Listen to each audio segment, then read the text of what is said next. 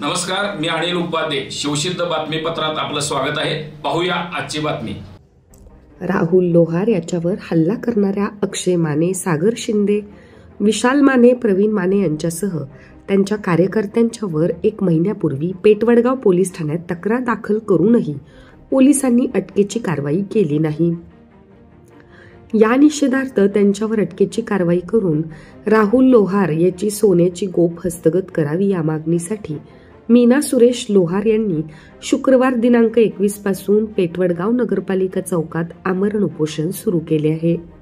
याबाबत अधिक माहिती अशी की हातकणंगले तालुक्यातील पेटवडगाव इथे पोलीस ठाण्यामध्ये तक्रार दाखल असणाऱ्या प्रकरणात वाद मिटवण्यासाठी आलेल्या 2 गटांच्या कार्यकर्त्यांमध्ये प्रचंड हाणामारी झाली होती. यामध्ये राहुल लोहार याच्यावरही हल्ला झाला होता. याबाबत राहुल लोहार याची आई मीना सुरेश लोहार यांनी 1 महिन्यापूर्वी अक्षय माने, सागर शिंदे, विशाल माने, प्रवीण माने यांच्यासह 8 ते 9 कार्यकर्त्यांच्यावर तक्रार दाखल केली होती.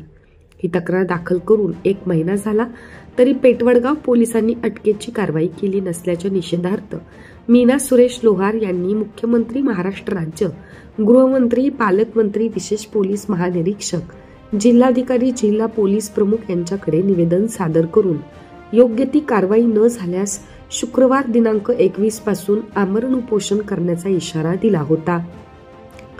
या निवेदनाची दखल न घेतल्याने मीना सुरेश लोहार, शोभा बाळासो पाटील, उमा नवनाथ हाके, शारदा जाधव यांनी नगरपालिका चौकात शुक्रवार दिनांक 21 पासून आमरण उपोषणाला सुरुवात केली आहे. आज उपोषणाचा 2रा दिवस असून पोलिसांनी कोणतीच कारवाई केली नाही. दरम्यान उपोषणास बसलेल्या मीना सुरेश लोहार यांची आज प्रकृती बिघडल्याने त्यांना रुग्णवाहिकेतून उपचारासाठी खासगी रुग्णालयात दाखल करण्यात आले. उपोषणावरून कोणताही वाद उत्पन्न होऊ नये यासाठी पोलिसांनी दंगल काबू पथक तैनात केले आहे.